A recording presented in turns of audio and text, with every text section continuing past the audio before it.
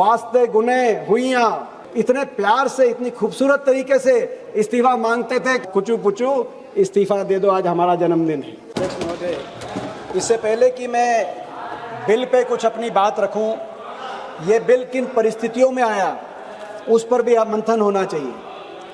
जिन परिस्थितियों में बिल आया है वो साबित करते हैं कि ये बिल सरकार ना तो मन से लाई है, ना दिल से लाई है, ना दिमाग से लाई।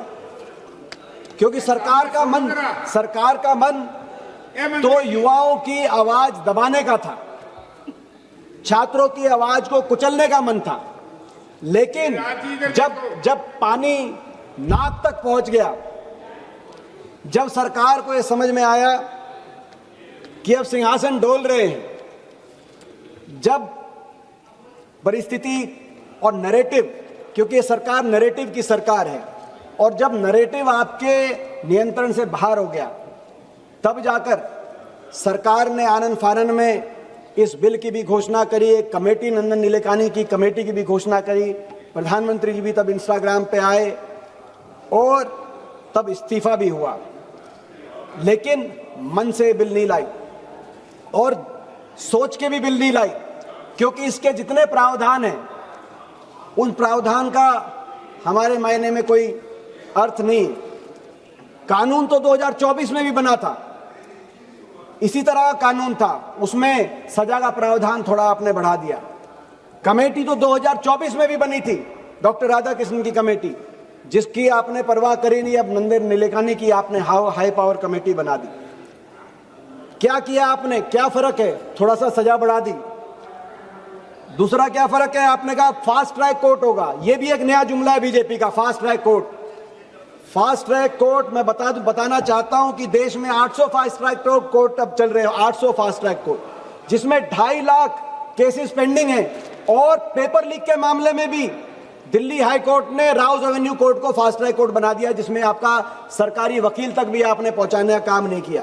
ये जुमला है फास्ट ट्रैक कोर्ट। आपने कहा कि अब जांच 60 दिन में करेंगे, ये नया प्रावधान आपने कर दिया। कैसे करेंगे? सीबीआई करेगी। वो कौन सी सीबीआई? वो सीबीआई जिसने 2024 के पेपर लीक के मुख्य आरोपी के खिलाफ 2 साल में भी एक सबूत जो सीबीआई अर्जित ना कर पाई और अभी उनकी बेल हो गई, जो मुख्य आरोपी संजीव मुखिया हैं। वो सीबीआई, जिस सीबीआई को आपने विपक्ष पे लगा रखा है, हम पे लगा रखा है, सभी सारे विपक्ष को, जो सांसदों और विधायकों को तोड़ने का काम आती है, वो सीबीआई, उस सीबीआई से आप कह रहे हैं कि वो जांच करेगी।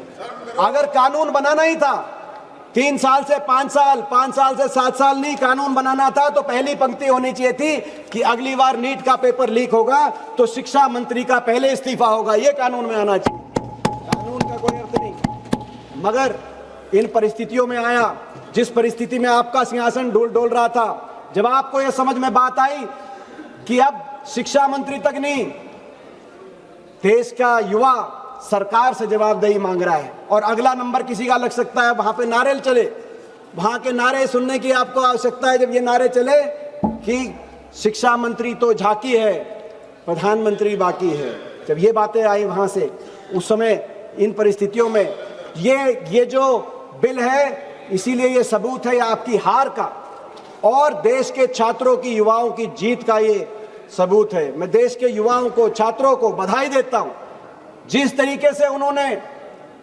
देश में दिखा दिया कि वो देश के भविष्य नहीं है, मगर वर्तमान में भी एक समझदार देश की ऐसी आवाज है जिन्होंने बिना हिंसा या कोई ऐसा रास्ता लिए, अहिंसा के रास्ते, अपनी रचनात्मक रूप से आप देश के गंभीर मुद्दों को आपकी कान तक पहुंचाने का काम किया।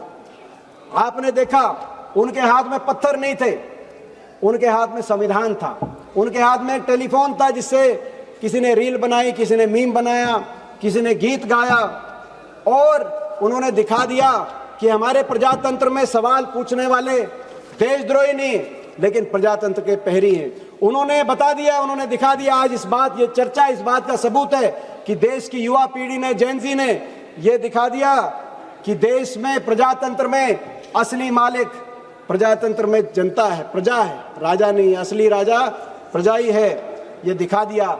ये जेन ज़ी जिनके जबान पे शहीद आजम भगत सिंह का इनकलाब जिंदाबाद का नारा था, और जब वो कभी आपसे टकराते थे तो दूसरा नारा देते थे, वास्ते गुने हुइयां, एक नारा देते थे, वास्ते गुने हुइयां। आपको समझ ना आए तो आप घर जाके गूगल पे आप सर्च कर लेना ये क्या नारा है। वो नारा देते थे वास्ते गुने हुइयां, और वो नारा देते थे इतने प्यार से, इतनी खूबसूरत तरीके से इस्तीफा मांगते थे। कहते थे, जब आपसे इस्तीफा भी मांगते थे तो कहते थे, कुचू पुचू इस्तीफा दे दो, आज हमारा जन्मदिन है। ऐसी हमारा अगली पीढ़ी, हमें गौरव है हमारी अगली पीढ़ी पे। लेकिन 12 साल की आपकी सरकार के बाद हमारा भविष्य, देश का भविष्य, अगली पीढ़ी चौराहे पे आ गया। ये आपकी 12 साल की सरकार का रिपोर्ट कार्ड है। जिस अगली पीढ़ी के जवान पे जब चौराहे पे आया तो कहा कि सरकार में हमारा भविष्य चौपट हो गया। ये आपका रिपोर्ट कार्ड है। उन्होंने कहा कि हमारी शिक्षा व्यवस्था चौपट हो गई इस सरकार में, ये आपका रिपोर्ट कार्ड है। उन्होंने कहा परीक्षा व्यवस्था चौपट हो गई, ये आपका रिपोर्ट कार्ड है। उन्होंने कहा रोजगार व्यवस्था इस सरकार में चौपट हो गई, ये आपका रिपोर्ट कार्ड है। और आपका रिपोर्ट कार्ड ये है, इन 12 साल के बाद लोकतांत्रिक व्यवस्था भी चौपट हो गई, इसीलिए देश के भविष्य को चौराहे पे आना पड़ा। लोकतांत्रिक व्यवस्था चौपट हो गई आपके समय। जिस व्यवस्था में संवाद का स्थान होना चाहिए, अकाउंटेबिलिटी की बात होनी चाहिए, संवाद का कोई स्थान नहीं बचा। जहां बातचीत की बात होनी चाहिए थी वहां बैरिकेड, कोई भी वर्ग अपनी बात उठाता है।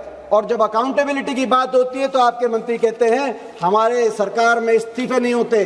कोई कितनी बड़ी गलती करे लेकिन इस्तीफे नहीं होते। बिना अकाउंटेबिलिटी के लोकतंत्र नहीं चल सकता। और आपने कैसे हैंडल किया?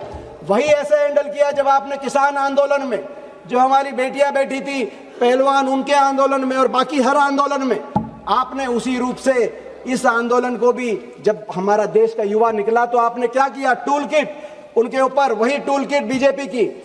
पहले नोएडा में बैठी मीडिया ने इनको देशद्रोही बताया, बीजेपी के आईटी सेल ने इनको विदेशी ताकतों